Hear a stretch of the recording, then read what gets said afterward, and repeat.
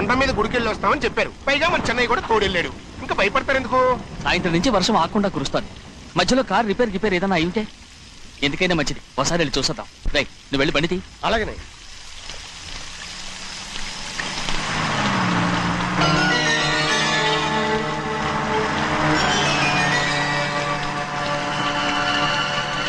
అయ్యా అది చూడండి, ఆ కారు మందే అనుకుంటానండి.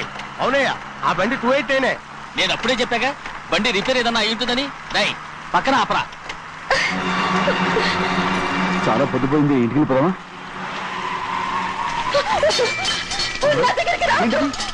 నువ్వు కావాలని కారు రిపేర్ అని అబద్ధం చెప్పావు. లెక్క పెడుతున్నావా? నేనా అమ్మ? ఏంటి తమ్ముడు, నేను పిచ్చి పట్టిదా? నీకే మొన్న పిచ్చి పట్టింది. నా ప్రాణం పోయినా నీకు లోగను. ఏంటి తమ్ముడు నువ్వు చేసే పని? ఏంటి తమ్ముడు?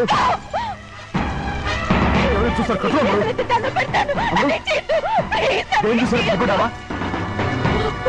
ఎవరైనా వస్తారా?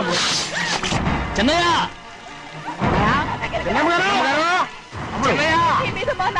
నమ్మకం పెట్టుకున్నాను కదా. రాము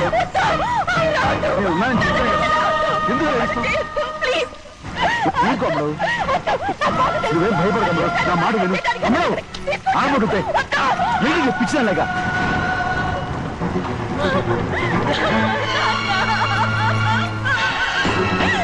ఏంటమ్మా ఇది? చెప్పమ్మా చెప్పు.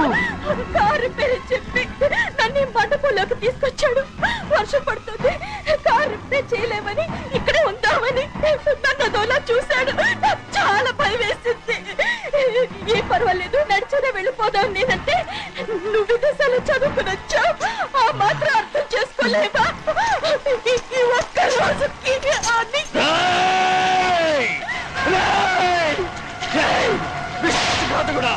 ఎంత పని చేశావురా? నేను నా బిడ్డలా చూసుకున్నాను. అలాంటిది నా కూతురు వడ్డీ మీద చేస్తావా? నువ్వు మనిషివి కాదురా, నువ్వు మనిషివి కాదు. రాక్షసుడివి, రాక్షసుడిరా. తల్లిపాలు తాగి తల్లి నమ్ముకుంటే నీచుడిరా. నాకే పొడిచిన నయమంచుకుడిరా, నయమంచుకుడు. ఒరే ద్రోహి, ఇవాళ నుంచి నేను చచ్చిపోయాను అనుకోరా. ఇక నా ఇంటి గడప తొక్కతో. నిన్ను ఎలా పెంచాను రా? నా సొంత బిడ్డ కన్నా ఎక్కువగా పెంచాను. ఆ ఒకే ఒక్క కారణంగా నిన్ను ప్రాణాలతో వదులుతున్నాను. నేను బహానాలు చూపించుకో.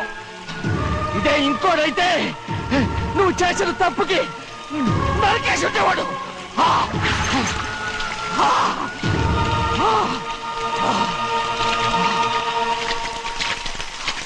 పదమ్మా, రే రండిరా. ఇవాళతో వాడికి మనకి రుణం తిరిగిపోయి.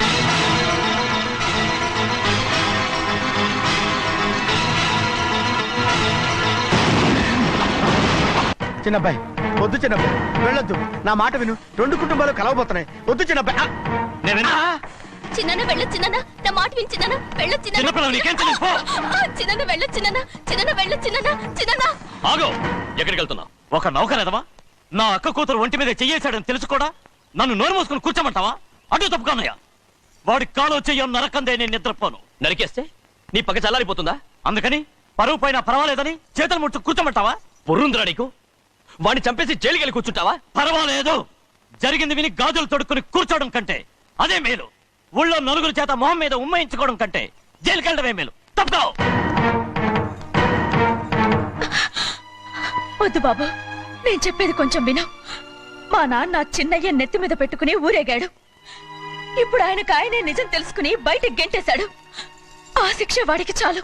కానీ మీ చెల్లెలు పరువు పోయిందే, దానికి కారణమైన వాడిని నేను ఊరికే వదిలేయాలా? నువ్వు వాడిని నరికేస్తే జరిగింది మాసిపోతుందా? పోదు, కానీ కోపం కొంచెమైనా తగ్గుతుంది కదా. 2 రోజులు ప్రశాంతంగా ఉంటే అన్ని కోపాలు పోతాయి.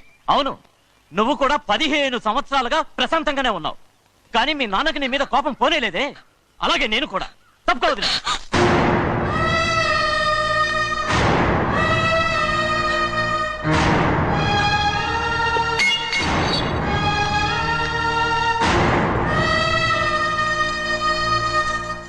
వాడి కోపంలో కూడా న్యాయం ఉంది గౌరీ. ఎవడో చేయేసిన దాన్ని ఎవడు చేసుకుంటాడు చెప్పు? న్యాయంగా చూస్తే వాడు చేసుకోవాల్సిన పిల్ల. వాడు మనతో పాటు చిన్న వయసులో వచ్చేసాడు కాబట్టి ఆ కుటుంబానికి విరోధయ్యాడు. పోన్లే, తను నాకు మర్యాద ఇవ్వకపోయినా నీకైనా ఇచ్చాడు. అచ్చా రే మణిదీరా. ఎందుకయ్యా చెన్నైని అడగాలి? కలుపు తీయడానికి ఎంతమంది కూలీలు కావాలో చెన్నైకే తెలుసండి. శనక్కాయలు ఏ కొట్లో అమ్మాలో చెన్నైకే తెలుసండి. జొన్న చేనుకు మందు కొట్టారో లేదో చెన్నైకే తెలుసండి. అయ్యా మరి నేను వెళ్ళొస్తానండి. ఎక్కడికి వెళ్తున్నావు? చెన్నై దగ్గరికండి. ఎందుకు?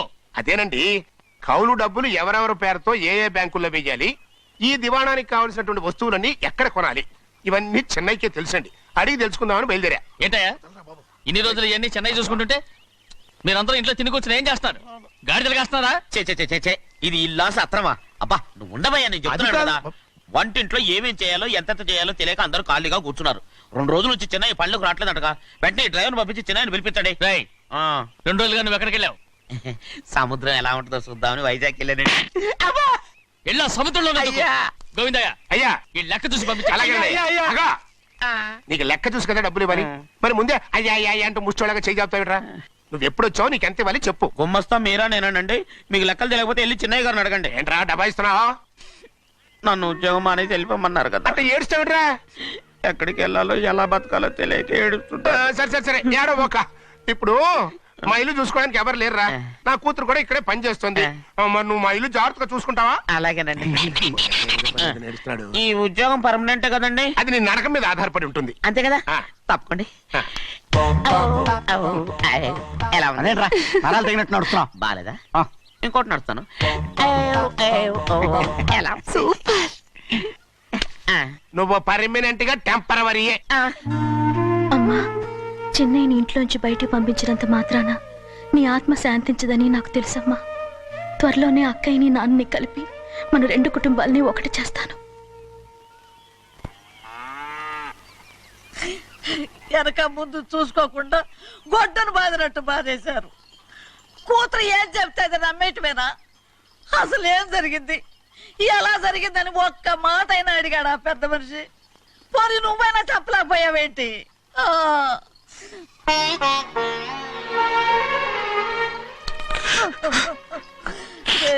చిన్నయ్య ఏడుస్తున్నావయ్యా? పెద్దయ్య కొట్టాడని బాధపడుతున్నావా? అబ్బే పెద్ద కొట్టిన దెబ్బలు కాదని నేను బాధపడుతుంటా. ఈ నెలల్లో ఒక్కరోజు కూడా నేను ఆయన విడిచిపెట్టి ఉండలేదు. అలాంటిది 2 రోజులు అయిపోయింది ఆయన చూసి. అదే బాధగా ఉంది. బాధ ఇదే. చిన్నయ్య చూడు, ఎవ్వరికి కనపడకుండా పెద్దయ్య గారిని చూసిరారా, అప్పుడు నీ మనసు స్థిమిత పడుతుంది. లేదే, ఆయన తప్ప ఆయన తెలుసుకుని నాకు కబురు చేసేంత వరకు నేను ఆయన మొహం చూడను. ఆ దొంగ ముఖంది నీ మీద మనసు పడ్డట్టు నాటకం ఆడింది అనుకో. అది నీ యజమాని కూతురు అని తెలుసు కదా, నువ్వెందుకు మనసు పడ్డా? సిగ్గిడిసి తన అందరి ముందు పంపు సెట్ దగ్గర స్నానం చేస్తూ నా మీద పడ్డప్పుడు కూడా నేను మనసు పడలేదే. కానీ ఒకరోజు అయ్యో ఏంటి తమ్ముడు మధ్యగా పోయిందేంటి? పుస్తకాలన్నీ తగలబెడతావు, పైగా చదువుకో డిగ్రీ కాగితాలు కూడా మంటలు పడేస్తావేంటి? ఏమైంది నీకు? ఇదిగో మర్యాదగా మంటలవి. అవి నేను చదివి సంపాదించుకున్న డిగ్రీలు.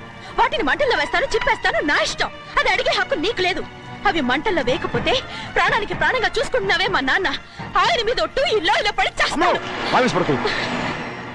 వెయ్యి.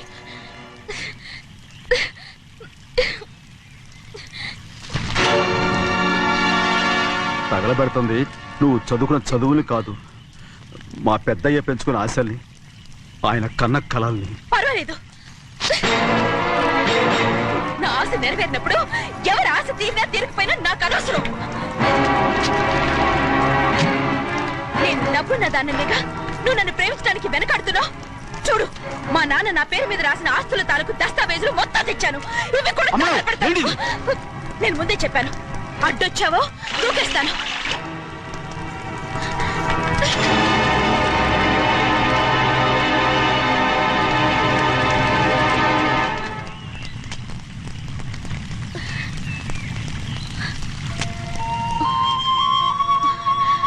చూడు, ఇప్పుడు నేను ఒట్టి ప్రభావతిని. నాకు చదువు లేదు, డబ్బు లేదు. ఇప్పుడు నేను ఒప్పుకుంటావా? మరి చిన్నపిల్ల మాడతావేటి?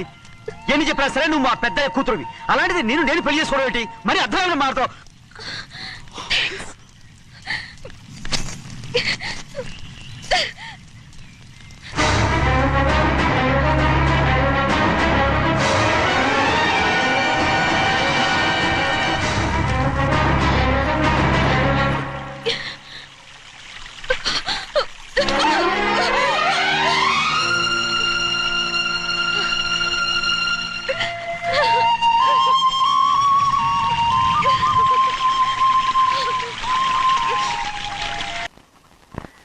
ఆ రోజు తగలబెట్టిన కాగితాలన్నీ నకిలీవైనా ఉండొచ్చు. తనకు తెలుసుగా నేను చదువురాని మొద్దునని. ఆ పాపిష్టిది ఎంత నాటకం ఆడింది, నీ మీద ఎంత పగబోనింది. అసలు నువ్వు చేసిన తప్పేమిట్రా?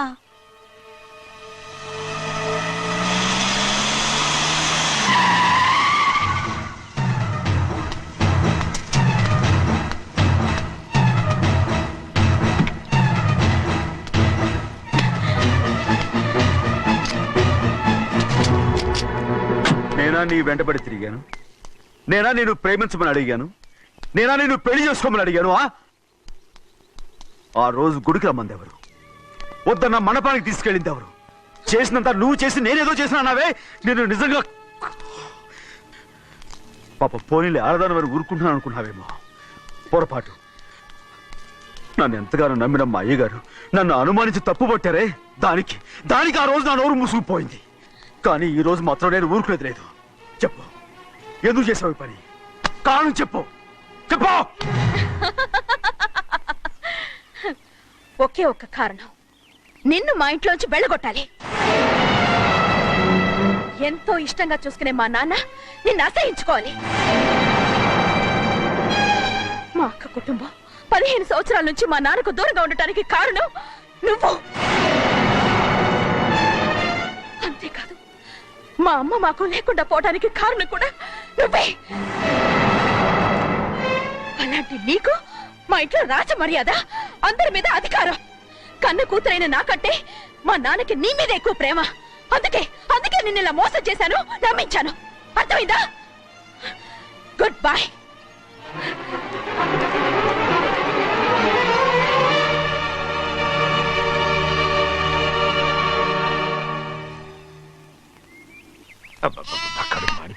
ఏంటి నాన్న, బాగా ఆకలాతుందా? అవునమ్మా, ఇడ్లీ దమ్మని ఆ బస్సు గాని పంపించి 2 గంటలైంది. అప్పటికి ఆలస్యం అవుతామని నా బండి కూడా ఇచ్చి పంపించా. వచ్చేసా. సంతోషించాం. దా. ఏంట్రా ఇంత ఆలస్యంగా చచ్చావు? మరి నేను నడిపించకరావద్దేంటి? అదే నేనైతే లగెత్తుకు వచ్చేసేవాడిని. అంటే ఈ బండి నడపడం నీ చేత కదా? మరి ఎందుకు తీసుకెళ్ళట్టు? ఏమో మీరు తీసుకెళ్ళమన్నారు, కర్మ తీసుకెళ్ళాను. కర్మ. సర్లే, ఆకలి చచ్చేట్టుగా ఉన్నా. ఇడ్లీలు ఎక్కడా? అదిగో మూటలో వచ్చేస్తున్నాయి. నోట్లో ఇడ్లీలు రావటం ఏంట్రా? రే, ఈయన నంబర్లే గానీ మూట దింపి ఇప్పి చూపించండి. అట్టగానండి. ఇన్ని ఇడ్లీలు తెచ్చావిడ్రా? మరి 494 రూపాయలకు ఆ మాత్రం ఇడ్లీలు రావేంటి? 494 రూపాయలకి ఇడ్లీలా? మరి అదే చెప్పడమేమో చెప్పేస్తారు, ఆ తర్వాత మర్చిపోతారు. మరి నాగమణి, నాగమ్మండి. ఏంటండి? ఏంటంట? అప్పుడు మీ నాన్న నాతో ఏం చెప్పాడు?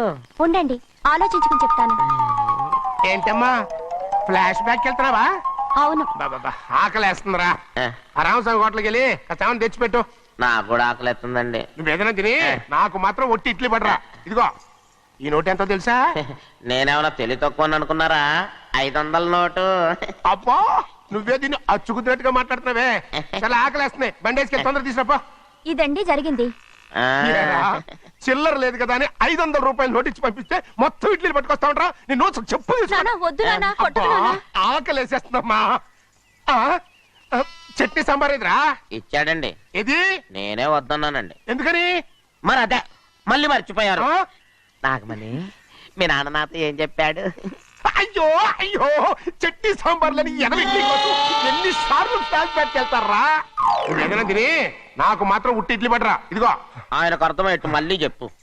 నాకు మాత్రం ఒట్టి ఇడ్లీ పడరా. అయ్యో, రేయ్, నువ్వు నా కంటి ముందు చెప్పా.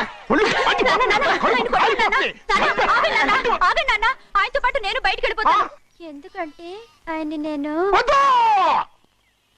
మీ దిక్కుమాలిన ప్రేమ కథ వినే ఓపిక ఎవ్వరికి లేదమ్మా. అయినా నువ్వు అనేది ఏముందిలే, అతను లేకుండా నేను బతకలేను అంటావు, అంతే కదా? అవునా? అయితే ఒక కండిషన్ రా. ఏంటి? నువ్వు చాలా తెలియగలవాడవని ఈ ప్రపంచానికి, నీ ముఖానికి ప్రపంచం దాకా ఎందుకు గాని ఈ ఊళ్ళో నిరూపించుకో. నా కూతురు నీకు ఇచ్చి పెళ్లి చేస్తా. వాకే వెరీ వీచి. అయితే నువ్వు ఇంటి బయటికి వెళ్ళరా. బయటకెళ్ళా. రండి. అయ్యయ్యో, నాకు కాళ్ళు చేతులు ఆటం లేదే. మీరెందుకు వచ్చారయ్య గారు? కబురు పెడితే నేనే వచ్చేదాన్నిగా. కూర్చోండి అయ్యా, కూర్చోండి. చిన్నయ్య టౌన్కి వెళ్ళాడు, ఏదో కొట్లో పని చేస్తున్నాడు. తర్వాత దాన్ని ఎవడు మర్చగలడు? నేనేం వాడిని చూడటానికి రాలేదు, నిన్ను చూడటానికి వచ్చాను. అవును, వారం వారం డబ్బుల కోసం వచ్చేదానివి 2 వారాలుగా ఎందుకు రాలేదు? అయినా నా బాధ్యత నేను చెయ్యాలిగా. ఇదిగో తీసుకో.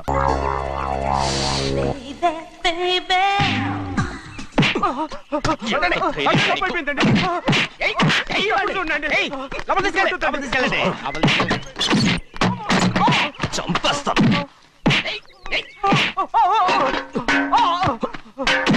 లోపల చప్పుడేంటి? అమ్మా అయ్యగారు లోపల టీవీ చూస్తున్నారమ్మా. ఇంత పెద్ద సౌండ్ తోనా? అంటే అది ఇంగ్లీష్ పిక్చర్ కదమ్మా, అప్పుడు డిషమ్ డిషమ్ అని అన్ని అలాగే ఉంటాయమ్మా. ఇంత పొద్దున్నే సినిమా చూస్తున్నారా? అంటే రాత్రిపూట వేరే సినిమాలు వస్తాయి కదమ్మా, అందుకని పొద్దునే చూస్తున్నాను అనమాట. సరే జరగండి. ఎందుకంటే కాఫీ ఇవ్వాలి. అలాగే వెళ్ళండి. అమ్మా టవల్. అమ్మాయి గారు టవల్ మర్చిపోయినట్టున్నారమ్మా, మీరు వెళ్ళి ఇవ్వండి, నేను వెళ్ళి లోపల కాఫీ ఇస్తాను. ఆ. టవల్ కూడా తీసుకెళ్ళదు. అమ్మయ్యా. ఆగు, ఆగు, ఆగు. పెద్దబాయ్ పెద్దబాయ్ పెద్దబాయ్, అమ్మగారు చూస్తే వీడు ఎవడో తెలిసిపోతే త్వరగా పంపించేయి. లేరా, ఇదిగో చూడు, నెల నెల ఇంటికి డబ్బు వస్తుంది, మళ్ళీ ఇక్కడికి వచ్చావంటే చంపేస్తా. అరే వెళ్ళిపోరా, వెళ్ళిపో, దొడ్డుకుమ్మ నుంచి వెళ్ళిపో. బతికిపోయాడు. పెద్దబాయ్ గారు, అమ్మాయి పెళ్లి చేసేయటం అరే, మంచిదండి. ఛీ! ఆ? దానికి 13 ఏళ్ళైనా రాలేదు, అప్పుడే పెళ్ళేంట్రా? అంతేలేండి, తమ్ముడు గారికి 23 ఏళ్ళు వచ్చినంత వరకు పెళ్లి కాలేదు, అవుద్దని నమ్మకం కూడా లేదు. ఎందుకనరా? ఎందుకంటారేంటండి, తమ్ముడు గారేమో తన అక్క కూతురు తప్ప ఇంకెవరిని పెళ్లి చేసుకుని అంటున్నాడు, ఆ పెద్ద ఆయనేమో తన గొంతులో ప్రాణం ఉన్నంత వరకు ఈ పెళ్లి జరగదు అంటున్నాడు. ఎట్ట జరుగుద్దండి? పట్టుకోండి. పట్టుకుంటామండి. ఆ ముసలాడు బతికినంత వరకు జరగదు, చస్తే జరుగుతుందిగా. నేను చాలా ఓపిక పట్టి చూశానురా. ఆ ముసలాడు కూతురికి వేరే సంబంధం చూస్తున్నట్ట. అది నా అక్క ఆస్తి, నేనెలా వదిలిపెడతాను? మీకు కావాల్సింది అమ్మాయి ఆస్తి? రెండు కావాలి. ఓహో. నువ్వేం చేస్తావంటే ఆ. మన లంక మనుషుల్ని తీసుకెళ్ళి ముసలాడేసి. అమ్మో వద్దు, ఈ విషయం చిన్నయ్యకి తెలిసిందంటే రఫ్ ఆడించేసి బాక్స్ బదులు కొట్టేస్తాడు బాబు. నన్ను ఇరికించొద్దు, మీకు పుణ్యం ఉంటుంది. అలాగైనా చచ్చిపోరా. బాబా బాబు. రే చిన్నయ్య మనకన్నా రోషం ఉన్నవాడ్రా. వాడు పెద్ద ఆయన ఊసు కూడా రాడు. ఎందుకైనా మంచిది చిన్నయ్య ఊర్లో లేనప్పుడు చూసి వేసేసి.